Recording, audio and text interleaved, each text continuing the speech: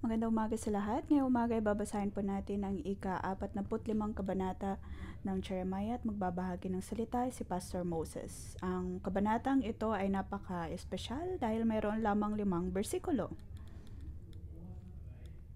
Hindi ko alam kung anong dapat na maramdaman dito, kung tayo ba yung dapat na maging masaya dahil 5 bersikulo lamang. Ngunit para sa akin ay kakaibang pakiramdam dahil anong maibabahagi ko sa 5 bersikulo lamang na ito. Naway tulungan ako ng Diyos. Bibigyan po natin ito ng pamagat. Lumabas sa problema at piliing sundin ang Diyos.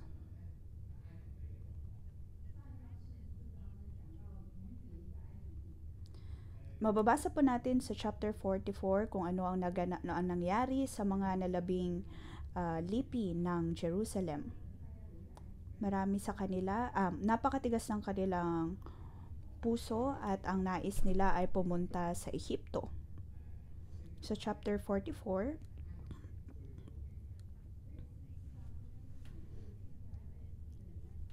mababasa po natin doon ang huling pagpapaalala ni Jeremiah para sa mga Hudyo.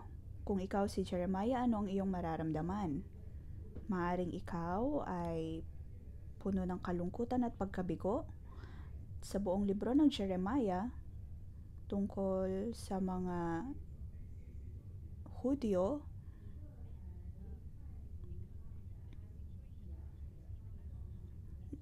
dito po nabasa natin na bandang huli ay nagtungo pa rin ang mga Israelita sa Ehipto.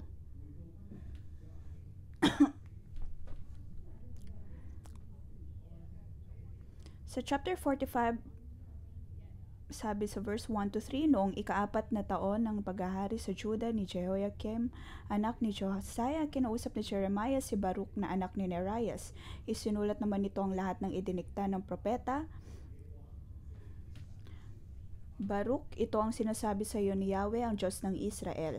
Sinabi mo sa akin na kahabag-habag ka sapagkat tinagdagan ni Yahweh ang iyong paghihirap, pinadalhan ka niya ng kalungkutan, pagod ka na sa pagdaing at wala kang kapahingahan.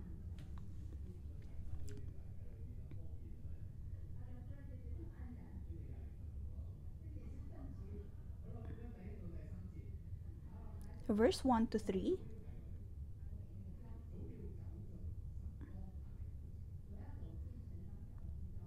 lumakad sa pagkakatawag ng Diyos.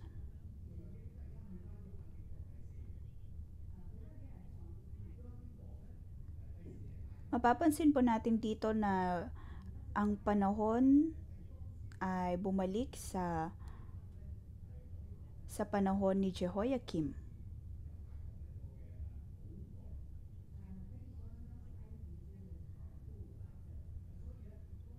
At ang Ehipto ang nagsilbing proteksyon ng Juda. Ang Juda ay labis na umaasa sa Ehipto. Para sa kanila ay tila mayroong kapayapaan.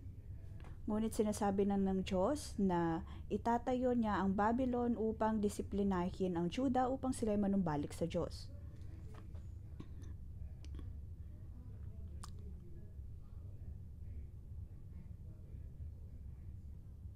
Sa ika-4 na taon ng paghahari ni Jehoiakim, ang Babylon ay paparating na upang salakayin ang Juda. Ito ay napakahirap na sitwasyon, kung kaya ang Juda ay nagtataka kung ano ang mangyayari sa kanila o kaya nag-iisip kung ano ang mangyayari sa kanila. Kung matatalo nga ba ng Ehipto ang Babylonia? Iyon ay panahon ng kaguluhan.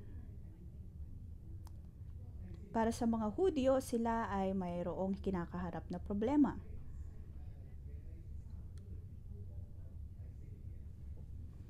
Sa Jeremiah chapter 36, nabanggit po doon ang ika-4 na taon ng paghahari ni Jehoiakim. At sa panahong iyon, si Jeremiah ay nasa pangangalaga ng iba. Kung kaya si Jeremiah ay hindi makapasok sa templo.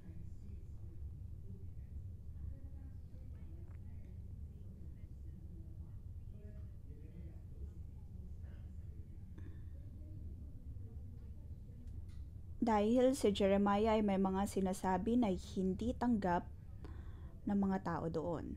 Kung kaya siya ay ikinulong.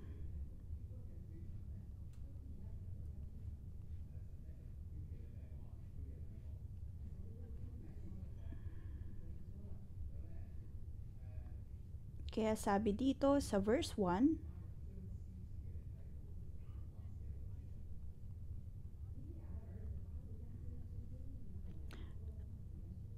kinuusap ni Jeremiah si Baruch na anak ni Nerias.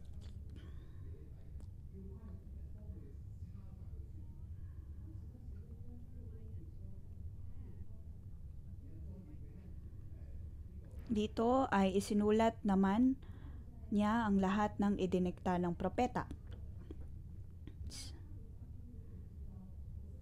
Si Baruch ay tinawag.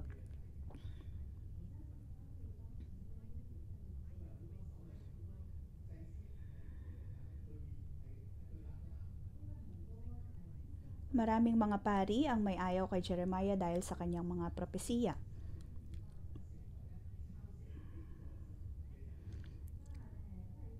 Ngunit nang si Jeremiah ay umaharap sa mga ganitong problema, si Baruch ang tinawag ng Diyos upang kanyang maging eskriba. Si Baruch ang pinili ng Diyos upang kanyang maging lingkod.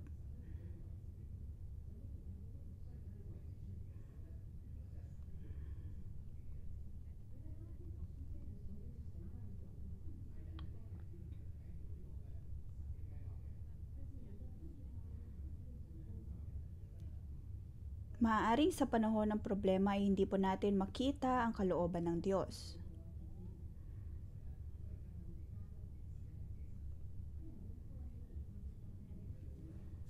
Ito ay may mga pagkakataon na tayo ay tinatawag ng Diyos sa mga panahon na tayo ay mayroong problema, ngunit para sa atin ay para bang dagdag pasanin lamang ito.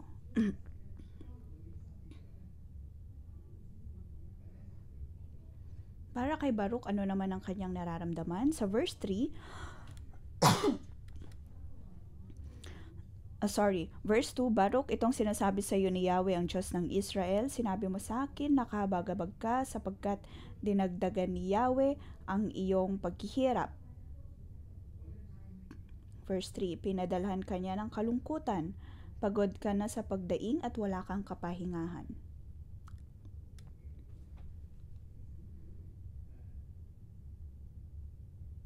Ito ay medyo komplikado.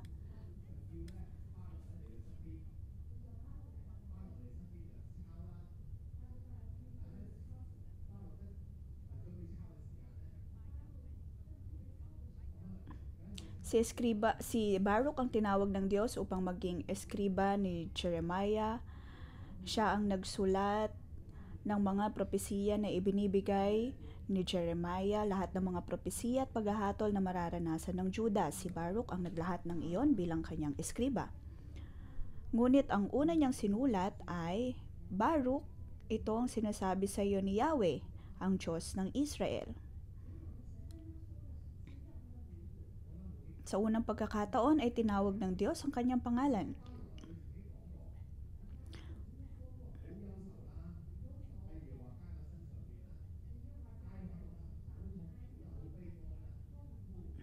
Pagkatapos, ang mga sumunod na mga talata ay pagod ka na sa pagdaing at wala kang kapahingahan.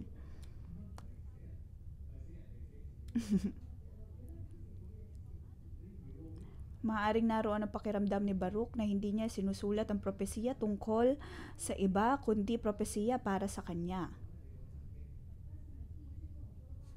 Narito ang tanggap niya na ang kanyang pagkakatawag ay mahirap, ngunit siya ay tinawag ng Diyos. Ito ang kalooban na ibinigay ng Diyos para sa kanya. Ang Diyos ay naghahanda ng magandang kalooban para sa kanya na maaaring maapektuhan ng buong Israel.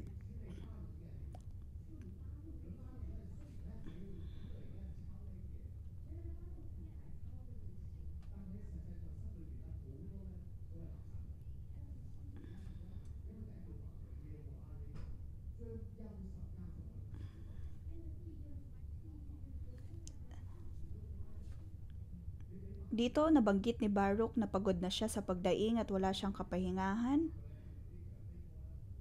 at napakahirap ng kanyang tatahakin kalooban ng Diyos.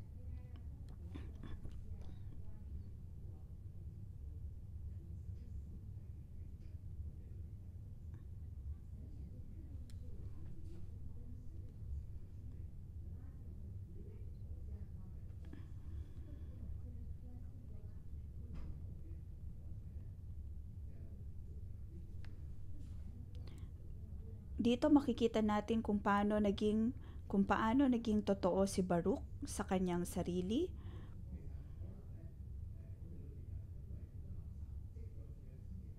at kung paano siya naging totoo sa harap ng Diyos.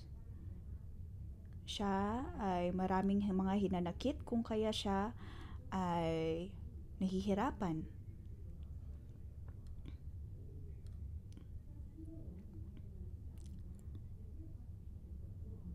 Ngunit dahil sa mga hinanakit niyang ito at hindi pagkaunawa ay hindi siya makausad. Kung kaya naman, dito makikita po natin na bilang lingkod ng Diyos, bilang tinawag ng Diyos, ay dapat din po nating harapin ang mga problema natin sa kaloob-looban, mga hinanakit na mayroon tayo, upang higit pang magamit ng Diyos. Kamakailan lamang ay nagkaroon ako ng hindi pagkakaintindihan sa aking mga anak at hindi ako ganoon kalapit sa kanila. At hindi ako natutuwa.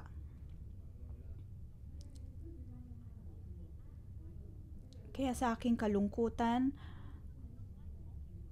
ay kinumpronta ko ang aking anak at sinabi ko at tinanong ko siya, bakit hindi mo ako kinakausap? Pagkatapos ay sinagot niya ako, yun ay dahil hindi ka nakikinig.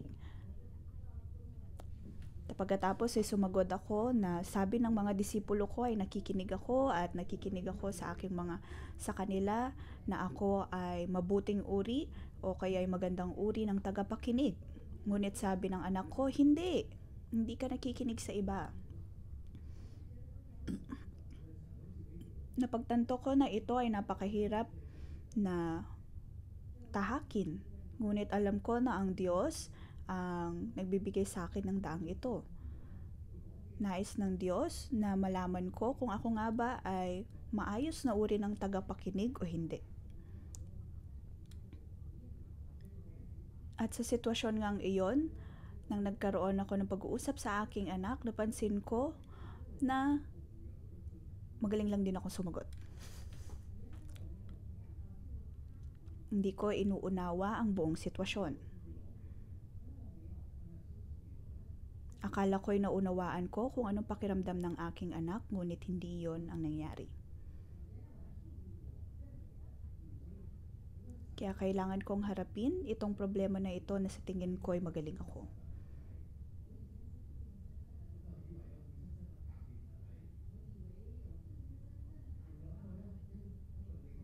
Akala ko bilang isang ama ay kaya kong resolbahin ang problemang ito.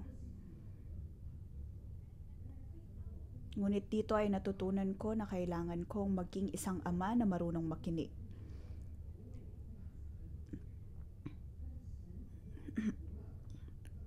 Dito makikita natin na si Baruch ay mayroong problemang kinakaharap, ngunit sinasabi ng Diyos na tutulungan siya ng Diyos.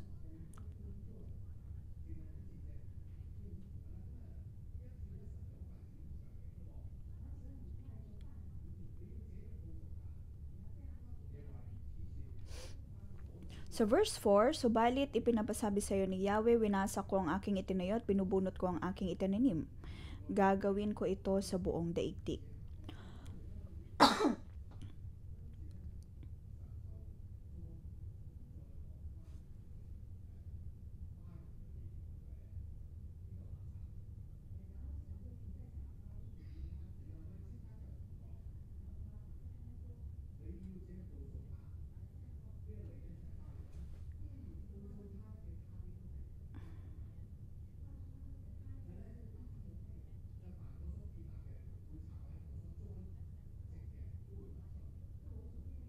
Sabi dito, winawasak ko ang aking itinayo at binubunot ko ang aking itinanim, gagawin ko ito sa buong daigdig.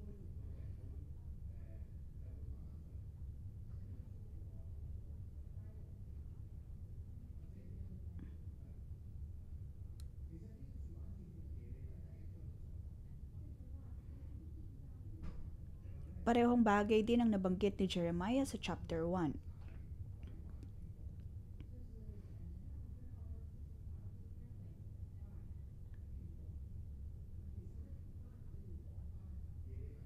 Sinabi na din ng Diyos dati na binunot na wawasakin ng Diyos kung ano man ang kanyang itinayo at bubunutin kung ano man ang kanyang itinanim. Ito ang parehong bagay na nabanggit ni Jeremiah.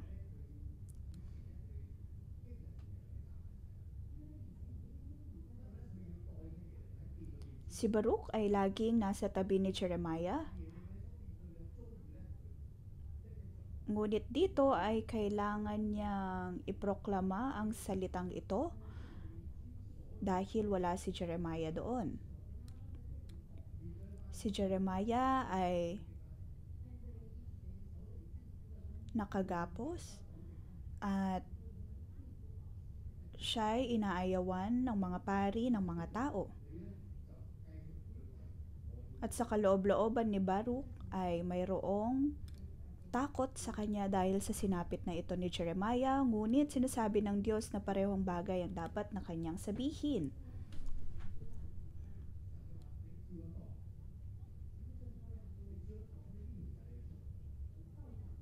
Dito sinabi ng Panginoon sa kanya na ito ang natatanging paraan. Kailangan niya itong gawin ng may pananampalataya.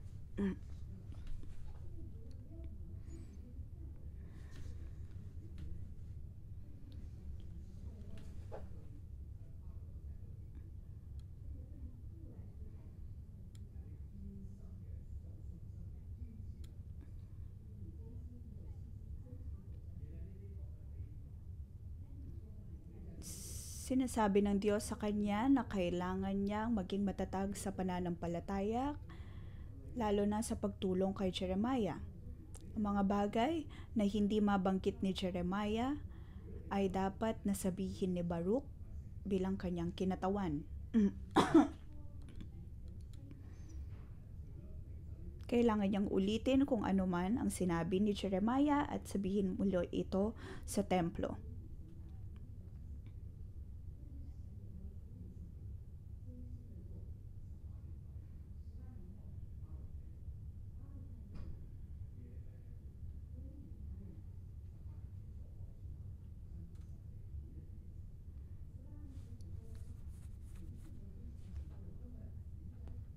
At pagkatapos nga ng 18 taon ay nakita din na Baruch ang pagkakasakatuparan ng mga propesiya ni Jeremiah.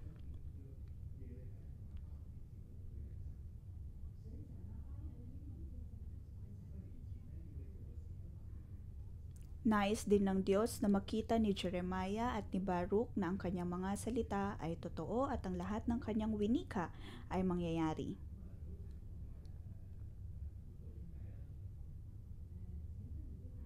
Kamakailan lamang ay kausap ko ang isa sa aking mga disipulo at sinasabi niya sa akin, nabanggit niya sa akin na sinabi sa kanya ng kanyang mga anak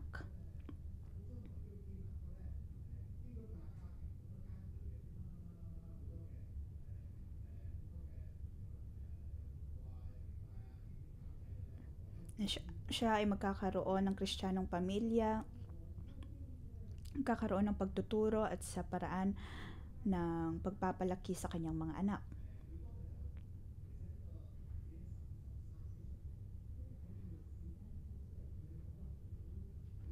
Ang bata ay nasa kanyang kabataan pa lamang, ngunit mayroon na siyang pangitain kung paano siya magkakaroon ng pamilya para sa kinabukasan, kung anong uri ng pamilya ang nais niya. Kung tutuusin, nabanggit na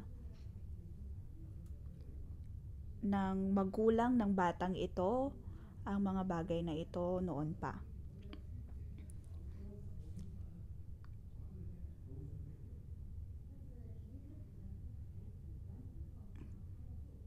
Pagkatapos ay inulit lang din ng bata kung ano man ang sinabi ng kanyang mga magulang. Pakiramdam nila ay gantimpala ito mula sa Diyos. Ngunit kailangan nilang magpatuloy na maghintay sa pananampalataya dahil ang bata ay nasa kabataan pa lamang niya. At marami pang taon ang maaaring lumipas.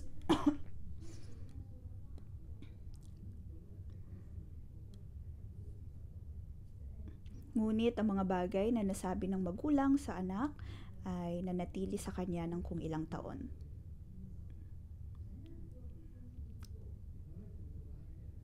Ganon din pagdating sa ating pakikipag-ugnayan sa Diyos. Dapat na manatili sa atin ang bawat niyang mga salita at nang makita natin ang pagsasakatuparan nito. Halimbawa, ako ay mayroong nakausap na kapatiran kamakailan lamang din.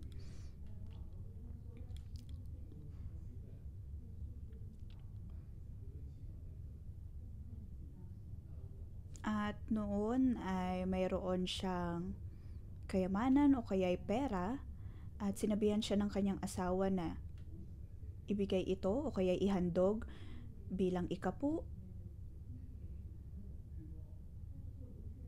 At sa mahabang panahon ay nagkaroon din siya ng problema pagdating sa pera, ngunit kailan may hindi siya nagkulang.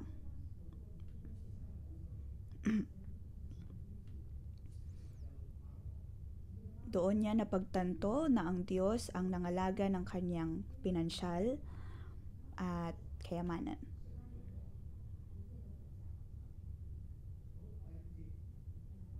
Sa verse 5,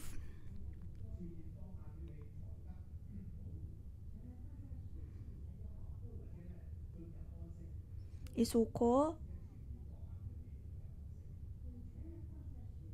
ang sarili at magkaroon ng kapayapaan.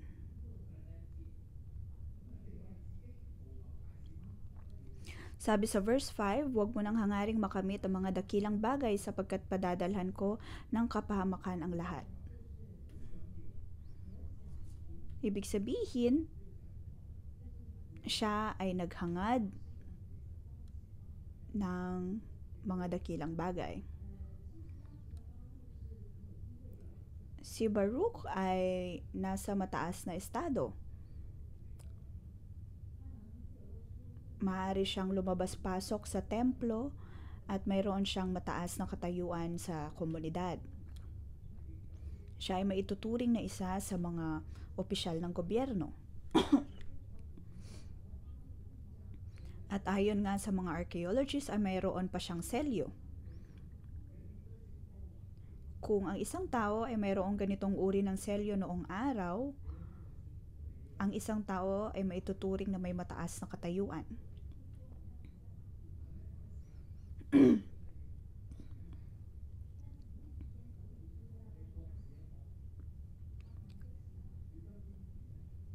Kung matatandaan po natin, si Jeremiah sa kanyang propesiya nabanggit niya na dapat sumuko ang Jerusalem sa Babylon.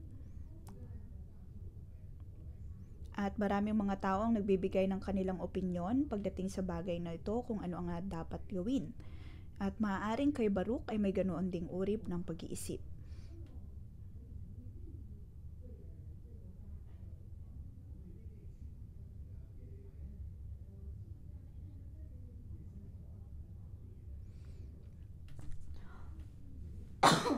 Maaaring sa kaloob-looban niya ay may sarili siyang pag-iisip kung ano ang dapat na gawin sa sitwasyon na iyon.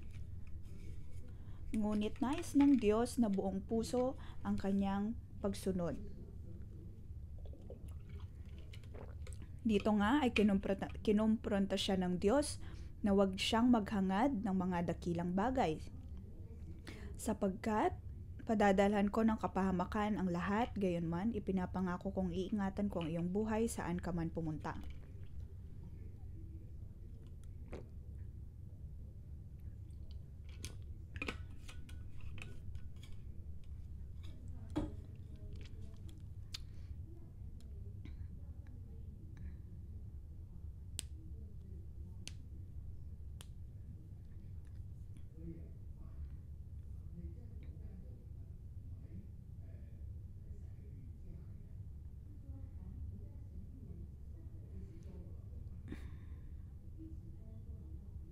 Sinasabi dito ng Diyos na padadala niya ng kapahamakan ang lahat.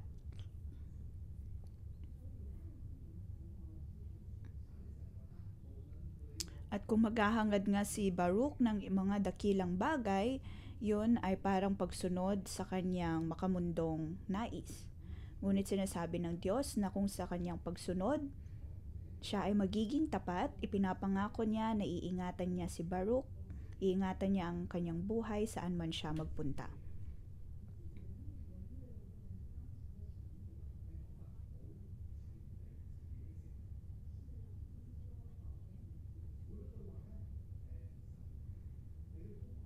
Sinasabi ng Diyos dito na iingatan niya ang buhay ni Baruch.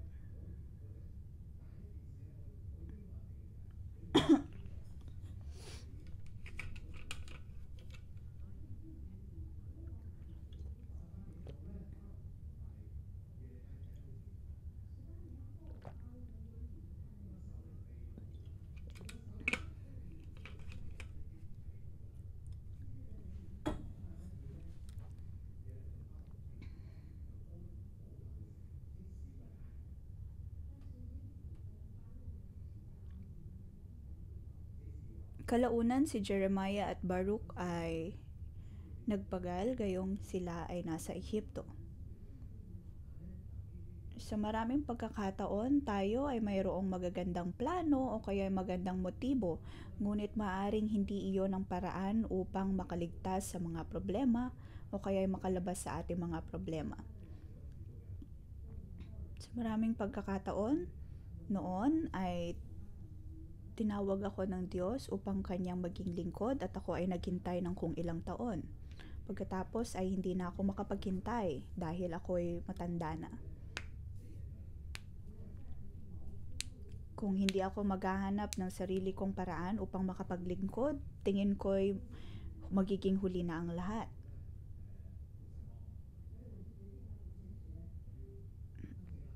Kung kaya nagdesisyon akong pumunta sa Bible School, iyon ay tamang paraan, hindi ba? Tamang paraan iyon na dapat na ako ay pumunta sa seminary.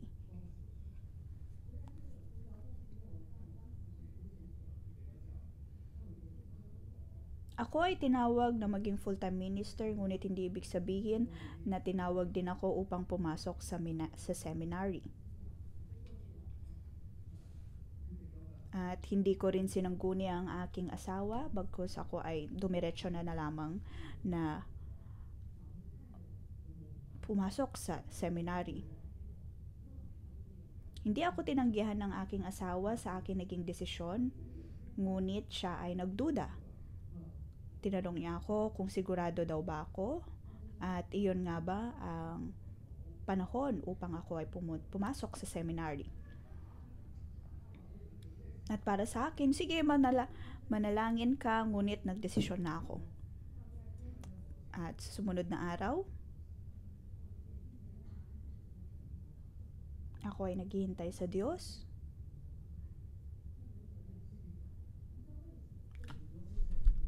At sa aking pananalangin,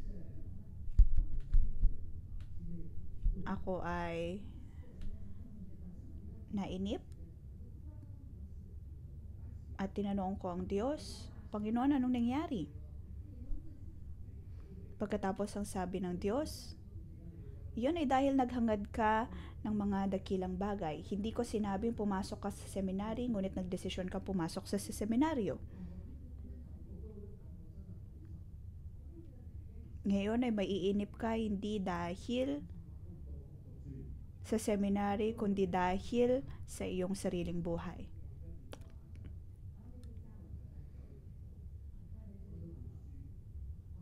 Sa araw nga na yun ay nanalangin ang aking asawa at siya ay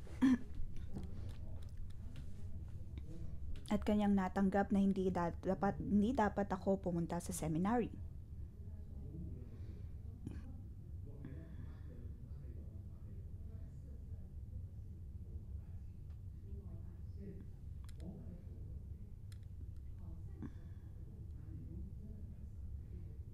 Maaaring maganda ang ating motibo, ngunit kung hindi ito galing sa Diyos at ayon lamang sa ating sariling nais, Kailangan po nating magsisi at manumbalik agad sa kalooban ng Diyos.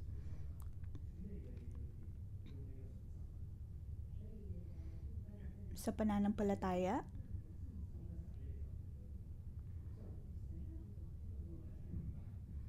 naway makalabas tayo sa ating mga problema at sumunod sa kalooban ng Diyos.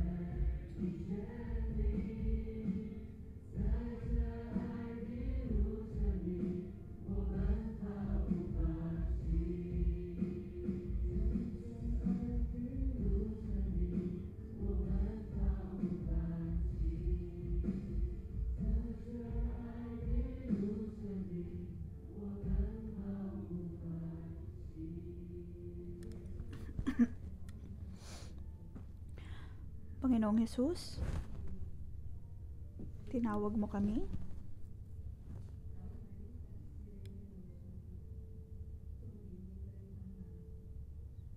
Tinawag mo kami sa paglilingkod at kahit na kami ay umarap sa mga problema, hindi kami susuko. Buong puso ka naming susundin. Ngayong umaga ay sinasabi mo sa amin na hindi ka sumusuko sa amin. Mga kapatid, buksan po natin ang ating mga bibig. Naalala ng Diyos ang mga taong kanyang tinatawag. Kanyang inaalala ang mga tao na kanyang tinawag. Tayo ay naaalala ng Diyos.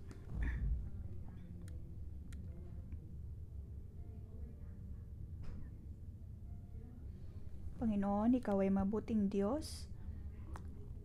Sinisiyasat mo ang aming mga puso sa mga panahon ng problema. Kami ay iyong minamahal. Ikaw ay mayroong inaalagaan mo kami. Panginoon, pinupuri ka namin. Ikaw ang Diyos na nasa kataas-taasan at Ikaw ang Diyos na kasama namin. Panginoon, pinupuri kita. Ikaw ay mabuting Diyos. Ikaw ay lagi naming kasama.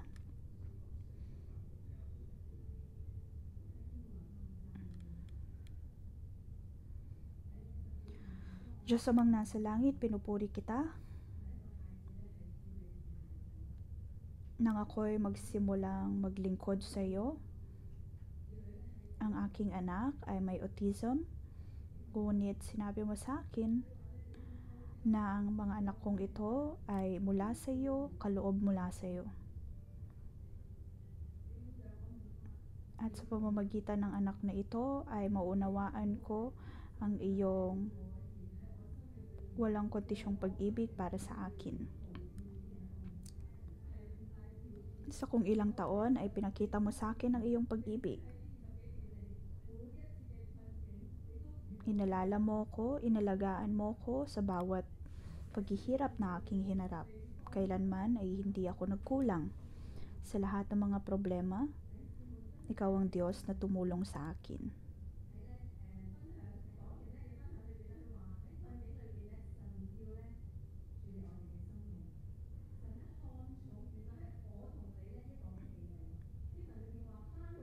Ang Diyos ay may pakialam sa atin. Alam ng Diyos kung ano ang ating pinagdaraanan, alam niya ang bawat nating problema. Alam din ng Diyos sa chapter na binasa natin, alam ng Diyos kung ano ang problema ni Baruch. Ngayon nga, sa oras na ito, ay maaari po nating ibahagi kung ano man ang mga mahirap na sitwasyon na ating pinagdadaanan ngayon, o kung paano po tayo tinutulungan ng Diyos sa sitwasyong ito, kung anong itinuturo ng Diyos sa atin sa sitwasyong ito.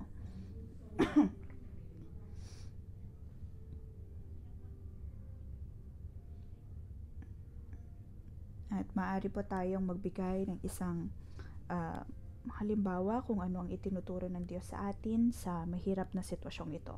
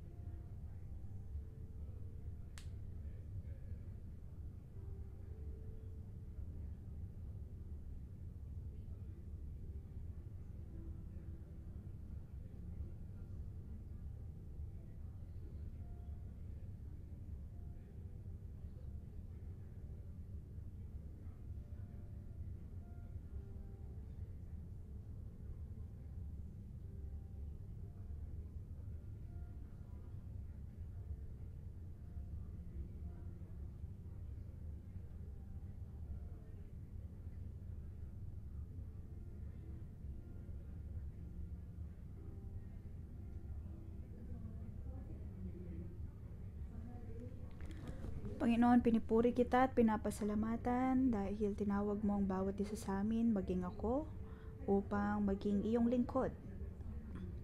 Tinawag mo ako at tinawag mo din ang mga kapatirang ito upang makapasok sa iyong kalooban.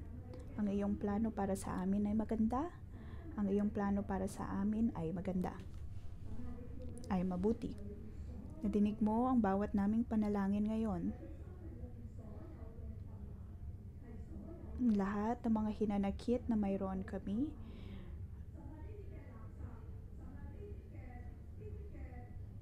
Panginoon, sinusuko namin ang lahat sa iyo.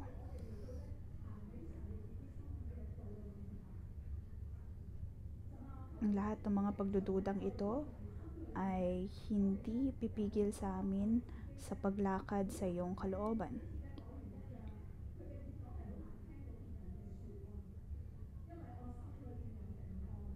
Naway buksan mo ang tenga ng bawat isa.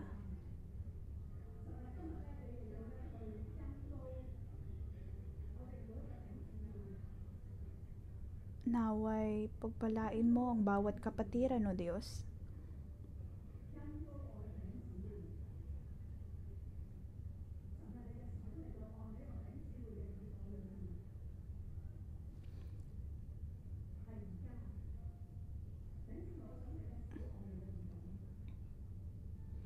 Atin pong ilagay ang ating kamay sa ating tenga. Ang ating tenga ay napakahalaga. Ang Diyos ay nangusap kay Baruch, ngunit para sa kanya,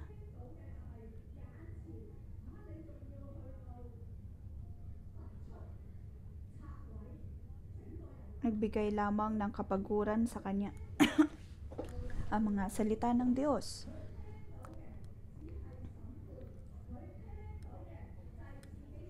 Para kay Baruch, ang mga salita ng Diyos ay tila ba pagkitil lamang sa kanyang buhay.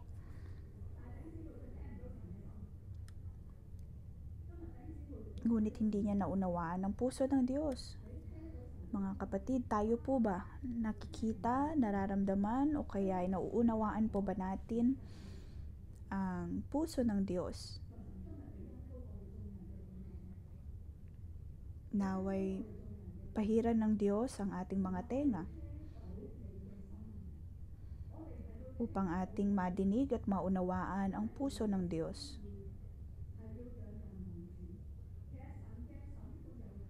Ang puso ng Diyos ay para sa pagbabalik ng kanyang mga anak.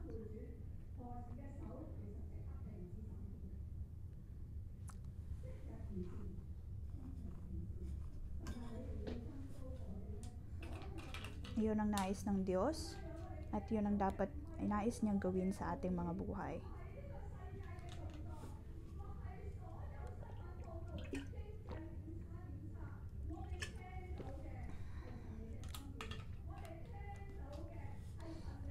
Naway madinig natin ang puso ng Diyos, hindi tayo maapektuhan ng kung anumang bagay na nangyayari sa ating paligid, bagkus ay marinig lamang natin kung ano ang sinasabi ng Diyos.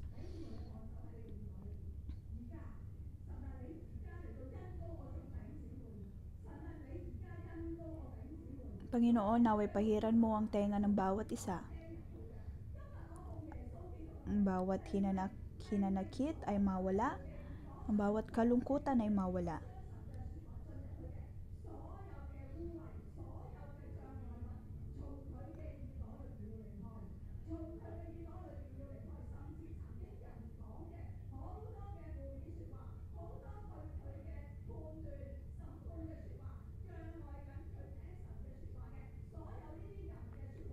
Mga bagay na hindi ayon sa kalooban ng Diyos, naway mawala ito sa ating mga buhay, mawala sa ating pandinig, mawala sa ating mga puso. Naway madinig ng bawat isa, maging ang tahimik at kalmadong boses ng Diyos. Sa ngalan ng Panginoong Hesus ay aking pinagpapalang bawat isa ng bawat bagay na kanilang madinig, mga bagay na hindi ayon sa Diyos ay hindi manatili sa kanilang mga puso. Mga bagay na hindi ayon sa kalooban ng Diyos ay hindi manatili sa puso ng iyong mga tao. Sa pagpapahiyaman nito ng ibang tao, ang lahat ng ito ay mawawala sa puso ng bawat isa. Sa ngalan ng Panginoong Hesus ay aking pinagpapala ang lahat. Mga bagay na kanilang madinig,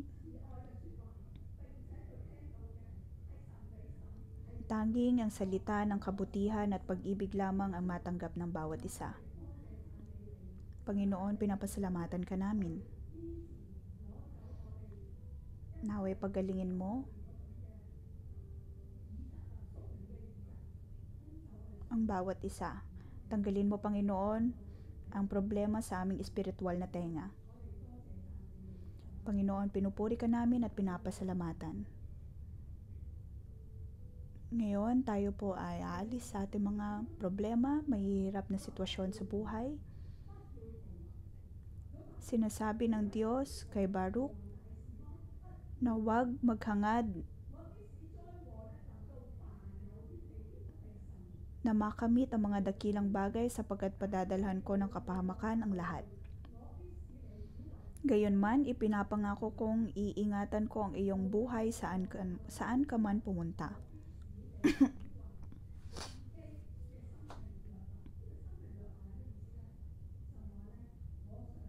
Ipinapangako ng Diyos na iingatan niya ang iyong buhay saan ka man pumunta. Bibigyan tayo ng Diyos ng buhay. Tayo ay kanyang bibigyan ng buhay. Sinasabi ng Diyos sa atin ngayon, tayo po ay umaharap ng maraming mga problema. Ngunit bibigyan tayo ng Diyos ng daan palabas sa mga ito at tayo ay kanyang poprotektahan. Sa pagpili ng Diyos sa atin, kahit na tayo ay humarap ng mga problema, tayo ay kanyang poprotektahan.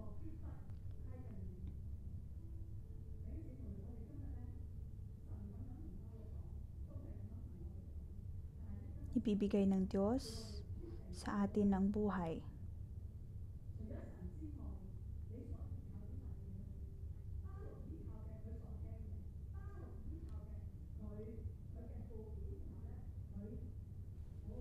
Maliban sa Diyos, saan tayo nagtitiwala? Kanino tayo nagtitiwala? Para kay Baruch, hindi niya maisuko ang kanyang takot. Ngunit ang nais ng Diyos ay ang magtiwala tayo sa Kanya at pumasok sa Kanyang kalooban. Pumasok sa Kanyang pagkakatawag. Huwag maghangad ng mga dakilang bagay para sa ating sarili. Bagkus ay pumasok lamang sa kalooban ng Diyos. Maaring ikaw ay higit na nagtitiwala sa pera.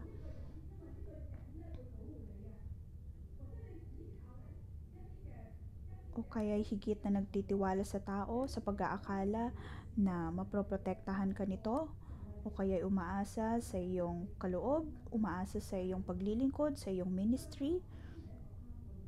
Ngunit sinasabi ng Diyos na ilagay natin siya sa tamang posisyon na dapat lamang na siya lamang ang ating pagkakatiwalaan.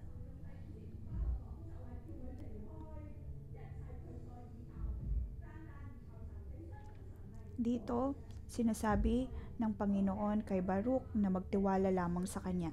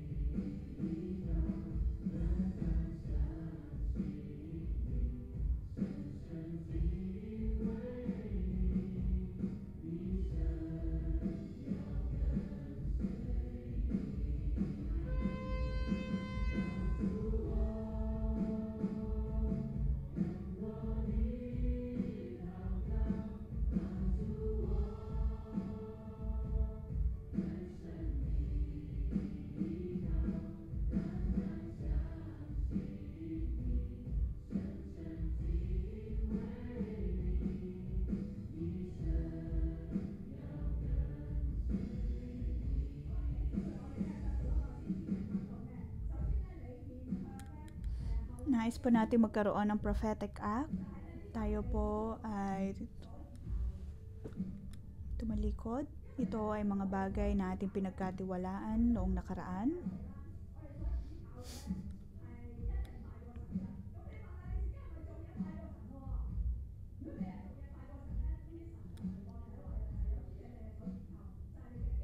Kung tayo ay kikilos nang hindi ayon sa kalooban ng Diyos, tayo ay lumalayo sa Kanya. Umaasa lamang sa pera, umaasa sa otoridad, umaasa sa ating sarili, tayo po ay manalangin sa Diyos.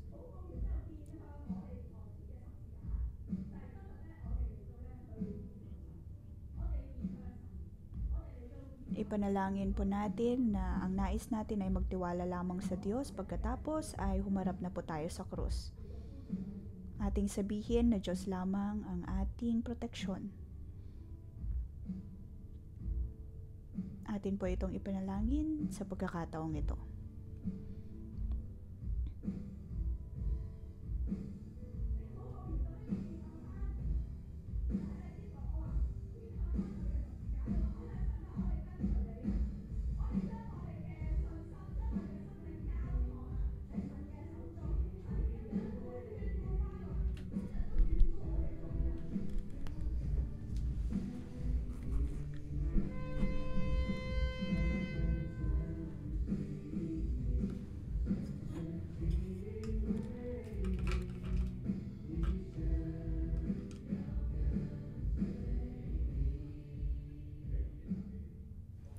Panginoon, pinupuri ka namin at pinapasalamatan sa aming pagharap sa krus. Maraming salamat, Panginoon.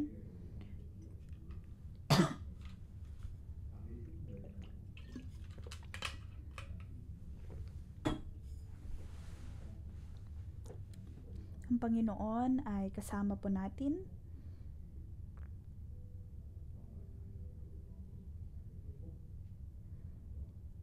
Sa ating paglakad sa kalooban ng Diyos, ang kanyang pagpapala ay laging makakasama natin. Sa ngalan ng Panginoong Hesus ay aking pinagpapalang bawat isa. Ang proteksyon ng Diyos ay mapapa sa inyo. Kayong lahat ay pinapalakas ng Diyos. Maaaring kayo ay madapa, maaaring magdusa, ngunit sinasabi ng Diyos na kayo ay tutulungan ng Diyos at ang kanyang kagalingan ay mapupunta sa atin. Ang presensya ng Diyos ay makakasama natin. Panginoon, naway gabayan mo kami upang kami makalakad lamang sa iyong kalooban. At alam namin, O Diyos, ng iyong kapayapaan at kaligayahan ay aming makakasama. Kami ay mapupuno ng pag-asa dahil ikaw ang aming pag-asa. Sa ngalan ni Jesus, Amen. Dito po nagtatapos ang ating pang-umagang debosyon. Magandang umaga.